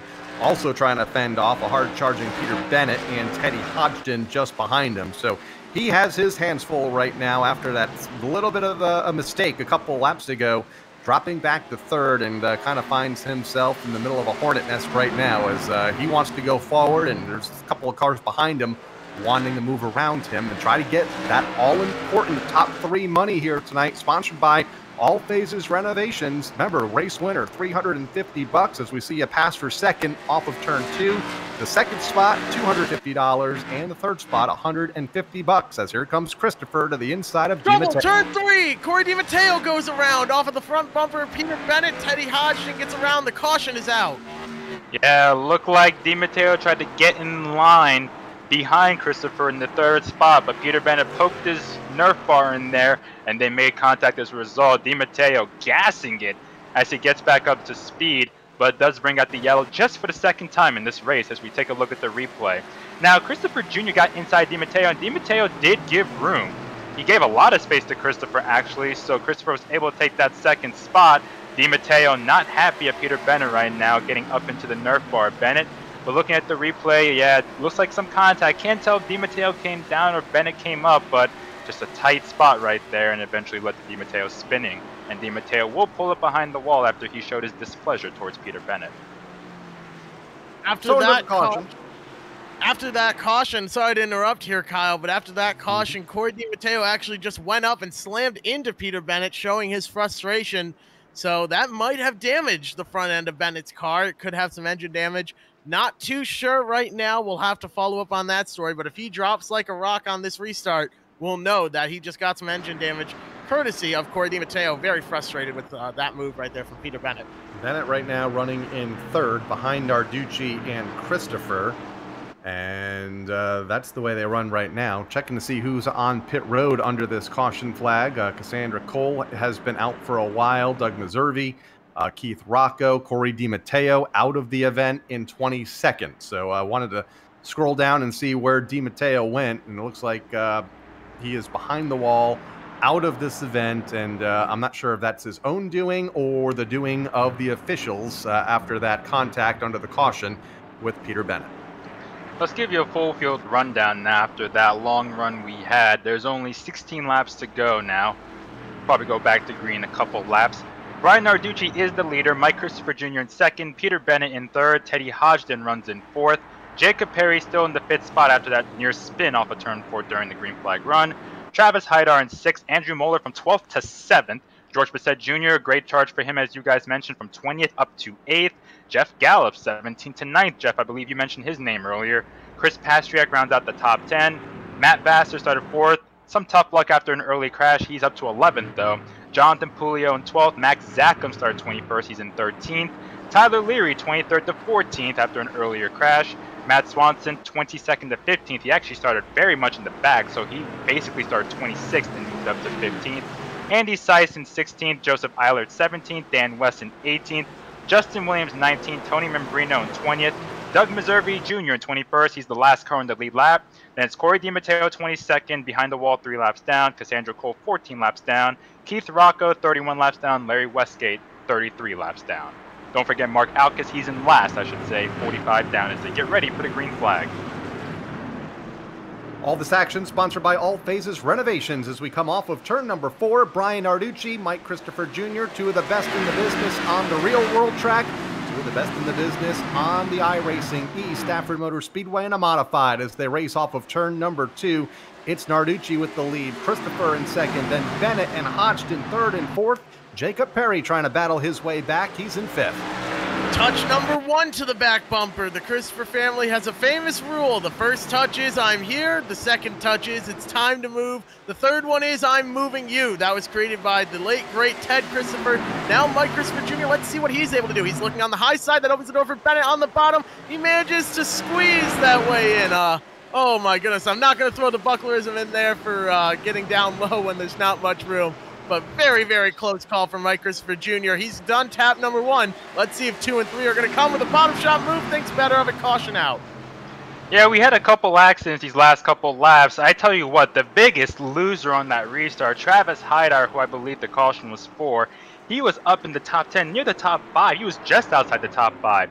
And he got shuffled up the track on the restart, and he just ended up around in turns 1 and 2. Andy Seiss, for you Andy Seiss fans out there, he flipped over a couple laps ago, and he's smoking heavily. He's done for the day. Tyler Leary also had an accident on the back straightaway. Jonathan Puleo also had a spin off of turn 4.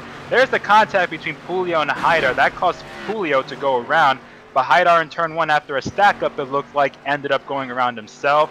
Unfortunate there, but multiple cars having issues. I think that was Andy Seiss that got into the back of Puleo, and Puleo trying to merge back on the track. So a real tough run for multiple people. There's Andy Seiss's car, smoking heavily. Remember, he had flipped over a couple laps ago in the back of the pack. It didn't bring out the yellow, and here he is off of turn 4. And here comes Puleo. Bam! Oh, tough luck for Andy. Andy Seiss on the pit lane along with several other drivers. Again, we want to thank All Phases Renovations for their sponsorship of tonight's race program, bumping the purse up in a big way to $700. $350 to the winner, $250 for second, $150 for third. They're located in southeastern Massachusetts. Give Larry a call for all of your outdoor construction needs. It is that time of the year to be looking at working on patios and pool renovations, outdoor bars, kitchens, decks. You see some of the photos of his work online. Visit their Facebook page, All Phases Renovations, or give them a call, 508-332-6316. And Larry, also the owner of Matt Swanson's Tri-Track modified car. So a lot of it's always nice to see folks that are involved so deeply as All Phases Renovations is. Not only does he own a car, but he's also jumped in and what is this, week 4 or 5 maybe of All Phases Renovations here and their sponsorship into this eStafford Motor Speedway program. Want to again thank him for his continued support. He'll be back next week when the late models hit the racetrack next Friday night. That he will. And remember, everyone watching out there, support the people that support us. Without our sponsors and everyone behind Napa Auto Parts, Spark VR, Dunleavy Truck and Trailer, Midstate Site Development, all these people that sponsor us here, be sure to support them, because without them, this wouldn't be possible. So support the people that support the things you love. be sure to show all of our sponsors some love. And All Phases Renovations, thank you to them once again for helping us put this event on tonight and giving these drivers some prize money for a first, second, or third place finish. All right, this is gonna be fun, guys. One to go before we get green with looks like 6 laps to go. You got Colchester's Brian Narducci up front. He won the second race we had here at the Stafford iRacing Series, but he's been hungry since. Obviously, he got spun off a turn 4 in the last lap by Souza. But you got Mike Christopher Jr., Peter Bennett, and Teddy Hodgson. They all seem pretty equal, man. Those 4 are going to put on quite a show. Teddy Hodgson won on March 27th, Brian Narducci on April 3rd, Mike Christopher Jr. on April 17th. All winners in the top 5 here as we come back to green with Narducci leading the way. Just a handful of laps to run. Christopher in second, then the orange cars go side by side for third. That's Hodgson and Bennett. Side-by-side battle for third. Hodgson makes the outside work. Trouble as Hodgson has to lock it down to avoid wrecking the car. Oh my goodness, a little bit of contact there. Now he's 3 wide for the back. They are wrecking. Hodgson goes around. I don't think there's going to be a caution for this. There it is. There is a caution after all. My goodness. Wow, what a wreck. Oh, the bad luck for Hodgson continues. I think he got nicked a little bit in the left rear by Peter Bennett. It was very close entering turn number 3. And then on the front straightaway, he and Pastriak got together in a tight 3-wide situation. We look at the replay. Side by side for third, this happens in turn 3. So Hodgson gets to run off the corner, gets the good bite. It looks very similar to what happened between Cory Dimatteo and Peter Bennett earlier. That got Dimatteo frustrated. That looked like carbon copy situation. And then at that point, you run out of room 3 wide, and Pastriak and Hodgson end up together. And looks like we're going to come to a 2-lap shootout as the last one down. Yeah, it looked like Swanson was that car all the way to the bottom of the racetrack. We'll go on board with Matt Swanson here and get a look as he goes to the inside. Bissett's there in that pack as well. Still a lot of cars on the lead lap. Teddy Hodgson, last year's SK Light champion in the real world. Nowhere to go here. Swanson into Pastriak, Pastriak into Hodgson, and then those 2 cars to the infield, putting us under the caution flag with what looks like will be a green-white checker finish. Cassandra Cole getting free pass, although multiple laps down in the 23rd position.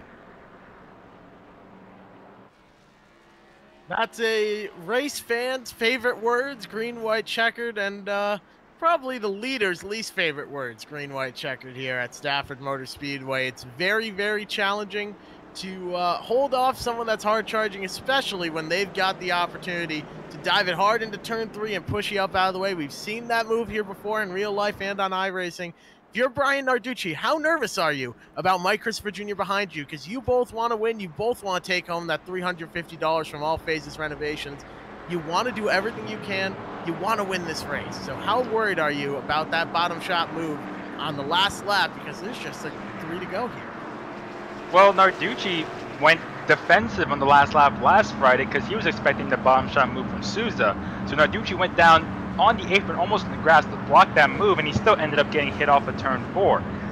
These 2 have raced each other for a long time. They obviously got a lot of respect for each other, but they're also not afraid to use the Nerf bars. So you don't know what could happen. We could see a clean battle. Obviously, the restart's going to be critical with Christopher. Can he get a good jump and at least stay even with Narducci off of 4 when they take the green flag? How about Peter Bennett? His car still seems pretty fast after a couple of moments of contact with Hodgson and Dimatteo. He might sneak in there if those front 2 get together. You also got Jacob Perry in 4th. He fell back after a near spin, but he's still hanging in there. Do want to mention, though, Travis Heidart did pull it behind the wall. Tough luck for him after such a great run, getting caught up in a restart snafu and eventually a spin in turn 1. But folks, this is going to be a good one. The top 4, they're going to be fun to watch as we come down double file getting ready for a green-white checker. 16 cars on the lead lap, Teddy Hodgson being the last of those cars, running in the 16th position. Just a handful of cars not on the lead lap that are on the racetrack. Doug Meserve 1 lap down, Cassandra Cole multiple laps down as Brian Narducci sets to lead the field off of turn number 4. Mike Christopher Jr., Jacob Perry, Peter Bennett, Jeff Gallup. That's the top 5. 2 laps to settle it here tonight at Stafford Motor Speedway as we go back to turn 1. Narducci gets the jump. Narducci gets the jump, but Mike Christopher Jr. now right on that back bumper, just almost makes contact with it. driving closer than most people park, and wow, what a very close run up here at the front. White flag is in the air off turn number 4. Brian Narducci leads him into turn 1 with a shot to the back bumper from Christopher Jr. Oh, what's going to happen now? Half a lap to go. Narducci in a drought. Christopher Jr. looking for win number 2. Narducci takes it deep into turn 3. Christopher up to the back Nerf bar. He can't get there, though. Narducci goes wide off of 4, a little bit sideways, but he hangs on. Brian Narducci is going back to victory lane. He wins the Modified Invitational and wins $350 from All Phases Renovations. Second win in this series for Brian Narducci. First since April 3rd after being so close a week ago. Picks up the win here tonight over Mike Christopher, Jacob Perry, Matt Vassar, and how about George Bissett Jr. from 20th to 5th? He gets a top 5 here tonight. Matt Vassar, the Slim Reaper, fell all the way back for a long while there and worked his way back up. In 6th was Matt Swanson, Chris Pasteryak 7th, Joseph Eilert in 8th, Jonathan Puleo in 9th, Teddy Hodgson in 10th, but we're going to have a hot second here. We're going to run through and thank some of our sponsors for this event and then give you a full field rundown. A hot second. And some of those sponsors include All Phases Renovations, proud sponsor of tonight's Stafford Invitational for the Tour Type Modified drivers. $700 going to the top 3 finishers. Brian Narducci picking up $350 of those dollars. Mike Christopher Jr. picking up $250, and Jacob Perry battles back to finish on the podium after a mid-race miscue. Picks up $150. They are located in southeastern Massachusetts, talking about All Phases Renovations. Again, outdoor construction needs, patios, pools, outdoor bars, decks, and more. Check them out on Facebook or give them a call at 508-332-6316. Another one of our sponsors here tonight was Joseph Eilert from Spark VR. And let me tell you, if you ever get the opportunity to go there, I'm going to head there this summer for sure and try out iRacing in VR. For those of you that don't know, it's virtual reality. So it loads up pretty much a 3D image around you. I've got a VR headset here at my house. I can tell you from personal experience, it's absolutely unbelievably the coolest thing I have ever done in a video game. You feel like you're sitting in the car. You can smell the race fuel. It's absolutely phenomenal. So if you get a chance, once everything's opened back up and Spark VR is operating at full capacity, jump into one of their rigs, check it out. Joseph Eilert here tonight with an 8th place finish, but absolutely fantastic service that they have. Thank you to them for helping to sponsor us here at Stafford Motor Speedway. They're a contingency partner for Stafford Speedway. Just want to mention real quick, Peter Bennett, who started in 3rd with that green-white checker, he got spun in turn 2 by Andrew Moeller and ended up falling outside the top 15. So tough luck for Peter Bennett. A couple other accidents happened off of turn 4. Dan Weston was involved in the mishap off of the corner. Tyler Leary, I believe, got involved in an accident. So there was some mishaps going on in the back of the field. But quite a battle at the end, though. I mentioned earlier in the heat race, it could be a preview to come with Narducci battling against Christopher Jr., and that's exactly what we got. And I think it's fair to say we were not disappointed. We open the field up next week once again to all drivers that participated at Stafford in 2019, or all registered drivers that have submit registration forms for 2020 in late models next Friday night, May 22nd. Hard to believe we're already into the 3rd week of May. Next Friday night here on Stafford Motor Speedway's YouTube page at 7 o'clock Eastern Time. That field will also include the top 5 fans from Wednesday night's open program for the race fans, also in late models. Sounds like we have some of our top 3 finishers. We do indeed our top 3 finishers, but let's do our results here first. Your winner was Mr. Brian Narducci, a bit of redemption from last week.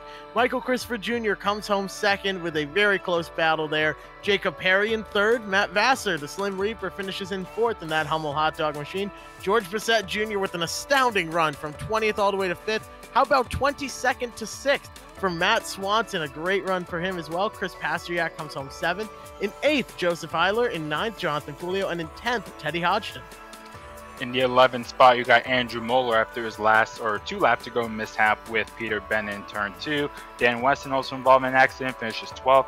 Max Zackham quietly running just outside the top 10, finishes 13th. Tyler Leary was involved in an accident in the final couple laps. He finishes 14th. Jeff Gallup, 15th. Doug Meservey Jr. was the first car off the lead lap in 16th. Peter Bennett finishes 17th after his accident 2 laps down. Tony Membrino, 18th. Justin Williams runs 19th, and Travis Hydar, after a great run, has to settle for 20th. And then the drivers that have had a bunch of problems here tonight early on and could never recover, including Andy Seiss in 21st, Cassandra Cole 22nd, Cory Dimatteo 23rd, Larry Westgate 24th, Keith Rocco 25th, and Mark Alkis completing the 26-car field here tonight of tour-type modifieds at the virtual Stafford Motor Speedway. Again, late models next Friday night. Very, very excited for these next coming weeks here. I hope everyone out there will tune in. Everyone here hopes you will all tune in and enjoy the racing again. But let's talk to Jacob Perry first and foremost right now. Came home with a third-place finish. It was a very, very intense race. And then over the course of that long green flag run, the first thing I want to know, how did the car change? We saw Narducci start to gain on you, and then you started pulling away. And then Jacob Perry, you ultimately wound up there racing with him bumper to bumper. So how did the car change over the course of that green flag run? Yeah, I mean, of course, it's a typical type tour mod. You're going to burn off the right rear eventually, and it started getting to us about halfway. That's when Brian really started running us in. We were putting on a good show up front with him. Got to lead a lot of laps, which we hadn't been able to show our speed over the last few weeks because of some early incidents that we've been involved in. So it was good to be able to run up front, lead some laps at Stafford Speedway. Thanks to All Phases Construction for putting this on. It was good to be able to bring home some money on the virtual Stafford Speedway. But if we kept that right rear kept cool and out of the grass, I think we might have had a shot for Brian there. Jacob, how hard was it for you to maintain that right rear tire after that little get together? What was your side of that? How unhappy, or how not unhappy, I guess I should say, were you about that contact in turn 4? Honestly, it was just kind of a racing deal. I could see in my mirror that me and Brian run two totally different lines around the Stafford Speedway. So it was just a racing deal. He got in a little deep and just caught the left rear's nice, easy tap. And the good news is he let me try and save it. So unfortunately, we ended up going into the grass, and it kind of killed the stagger. The car got super tight after that. So I think that definitely messed up our chances with the win. But I'm pretty happy with the third place tonight. Can't complain too much. A heck of a recovery through the grass there while leading after the contact. You fell at one point back to 6th. So kind of talk about your recovery and what it took to race your way back onto the podium. Yeah, my dad actually did a great job on the radio tonight, and Brandon Wilkinson from Spotter Wilkes Communications, they were able to keep me calm after that contact because as a typical driver, you're going to get a little hot, especially racing for the lead. But no, we were able to retaliate or cover pretty well. Started at 6th again, and we were able to just keep working our way slow and steady back to the front. Unfortunately, we had some slower cars that cost us a little bit when we were out front. The lap cars, they're kind of windshield wipers, and it's tough to guess difference between virtual racing and real racing sometimes. But no, we had a really good recovery, and we can't complain with the third place finish tonight. Congratulations again on that third place finish. Do you have anyone else you want to thank here for that run? Of course, I want to give a huge shout out to Jack's Competitions Engines, Jack Bateman for taking me on for the 2020 season. Hopefully we get to head over to the real Stafford Speedway at some point this season in the Tour Mod. Super excited to be partnered up with him. Driven Racing Oils, PFC Brakes, all of my sponsors that have come on over the years. It's great to be able to represent them and actually put them on the podium here at Stafford Speedway. Absolutely. Congratulations on that third place run here tonight, Jacob. You had a heck of a race out there. But let's next talk to Mike Christopher Jr. in the 82. Had a really great run there. Almost had that win locked in. Got a little bit loose off turn 2 on the last lap. So let's get Mike Christopher Jr. in here. Mike, you had a great run out there. I have to ask, curiosity here. What more did you need to get to Brian Narducci? And if you got the chance, were you going to send him around there and work your way around? Well, I think I had plenty of chances. I mean, I was on him for the last, I don't know how many laps, but sometimes, I don't know, I didn't want to just move him out of the way. Sometimes you just get more satisfaction from finding a way around someone than just booting them out of the way. I mean, that's just my opinion. Sometimes you got to do it, but I don't think he did anything to deserve that or whatever. But for the most part, I just wanted to do it the right way, like I did with Cory, and I don't know, I just, like I said, it's more satisfying to set up a pass and get around someone than to just drive through them. But Mike, so you caught up to Brian, but it looked like your front Nerf bar got hooked up with Narducci's rear Nerf bar, and you ended up in the wall. So is that exactly what happened? How much did that affect your car? Yeah, it was just really close off of turn 4. I found a line entering about half a groove to a groove higher, basically in both turns, and sometimes I would just get too much of a run through the center and roll outside. But I think off of 4 it was just a racing deal. We were really close, and I couldn't really judge if I was there or not. But iRacing has this thing called net code where the computers glitch out and the cars hit each other, and I'm pretty sure that's what happened there because I don't think I was there.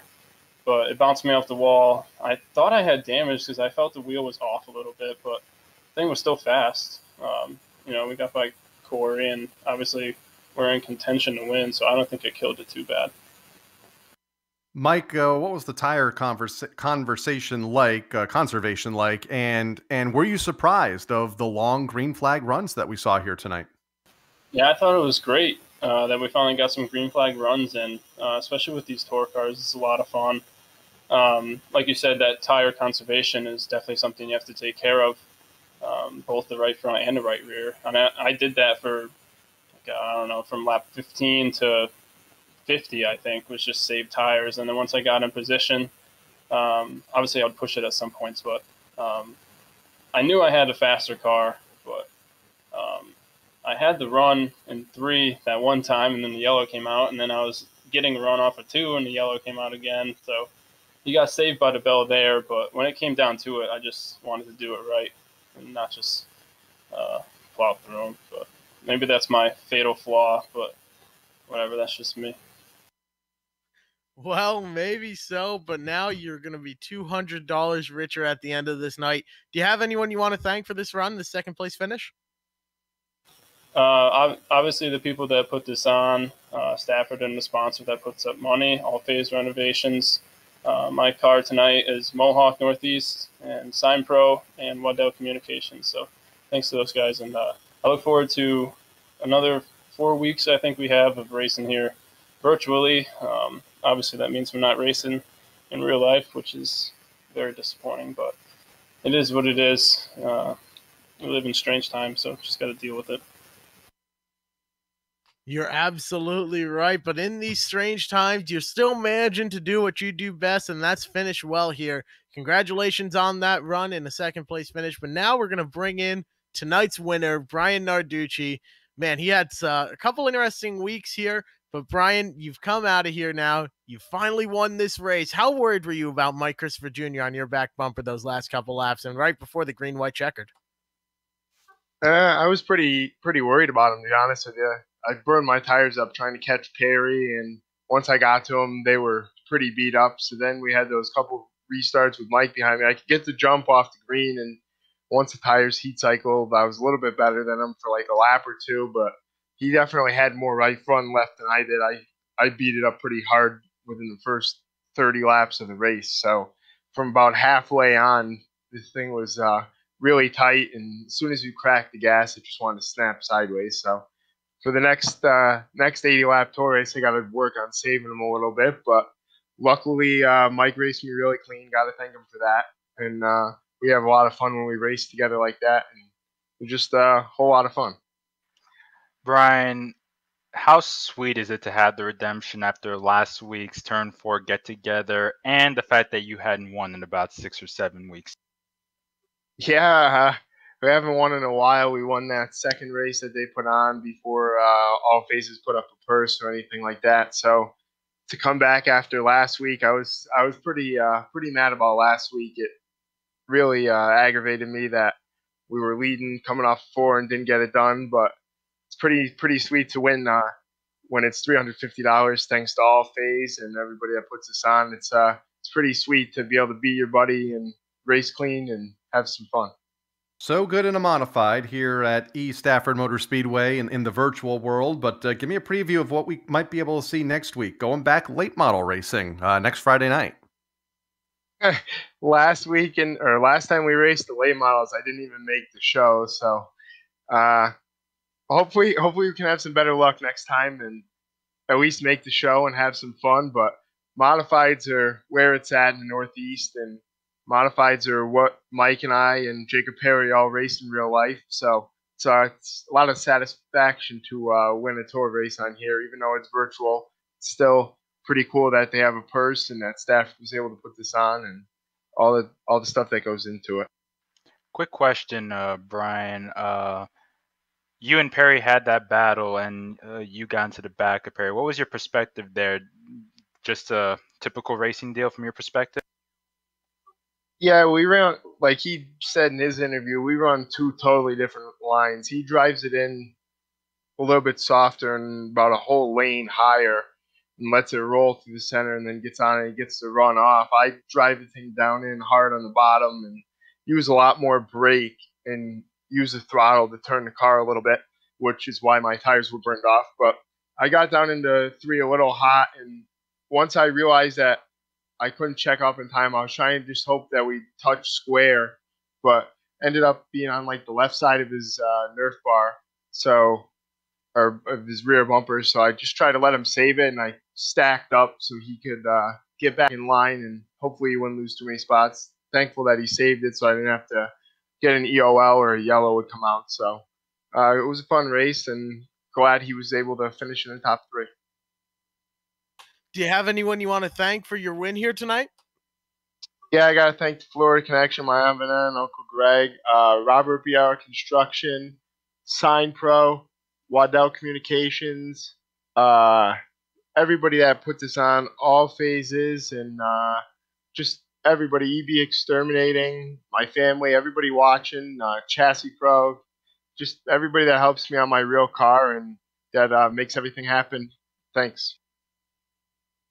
Absolutely. Well, Brian Narducci, your winner here tonight. Bonta, Kyle, do you guys have any last thoughts on tonight's event? Oh man, that was fun. It was good to see that long run in the middle, and we really got to see how the race played out, who could save their tires more, and we saw a good battle. I mean, during that run, you had Jacob Perry versus Brian Narducci, you had Dimatteo, Hodgson, Peter Bennett, all under a blanket, Travis Hydar. So you had your fast cars, but I mean, there was 7 or 8 real competitive cars there at the beginning that were all pretty packed together good. So I mentioned it before, there's nothing like modified to Stafford, and they put on a good show. The tour mods are so fun to watch with the extra horsepower. These cars are harder to drive, and we saw multiple different lines, as Jacob Perry and Brian Narducci mentioned. And as the tires wore out, you saw different approaches, and it's just nice to see how different drivers run around the track in different ways, and that's why Stafford is considered a driver's track. I agree. A great race here tonight for the Tour Type Modifieds. Love seeing Brian and Mike battle for the win for most of the 80 laps. And like Brian and both I think all the podium finishers said, it was nice to see a long green flag run, something that we've had a hard time finding here the last couple of weeks. So kudos to all the drivers on the racetrack tonight. Can't wait to get back at it next week behind late model stock cars next Friday night. Absolutely. Next week is going to be a fantastic race. The late models put on a great show last time, and we're going to see another great show next week. That's not an invitational, so we will have a chance for anyone to race their way into this event. But forward to the end of this broadcast here tonight, first and foremost, we want to thank all of our sponsors, most especially All Phases Renovations, for putting up a purse for this event tonight and sponsoring this event. So now Brian Narducci, $350 richer. Another $200 goes to Mike Christopher Jr. and $150 goes to Jacob Perry. A really great night for all three of them, courtesy of All Phases Renovations. Thank you to Stafford Speedway and especially Paul Rude, who's been working behind the scenes to organize all of this stuff here. We can't be back at the track yet, but sooner or later we will be there again, and we cannot wait. Thank you to the team today, myself, Jeff McConey, Kyle Rickey, Bonsa Tufa, Sean Ambrose, and Dougie Beard. Thank you to the companies that provide the software and hardware for our broadcasts that are listed here on your screen. Additional thanks to June Lalonde, who provides our wonderful music. You can see the screen for how to get a hold of more of her great work. Be sure to shoot all those people a follow on Twitter to stay up to date with everything. If you'd like to find out more about the Global Sim Racing Channel, including upcoming races, you can find it at globalsimracingchannel.com, where you can check out our social media on Twitter at GSR Channel, Facebook at facebook.com/Global Sim Racing Channel, and Instagram at GSRC_Graham. Don't forget to head on over to the GSRC YouTube page and hit that big red subscribe button if you haven't already, so that you don't miss a moment on the Global Sim Racing channel. The next race for us is going to be next Friday night, where we have the late models, as we talked about earlier. We hope to see you all there. We also have upcoming races for other series listed on the screen, so check those out and mark them down on your calendar. On behalf of everyone here at the Global Sim Racing channel and the Arute family, good night, everybody.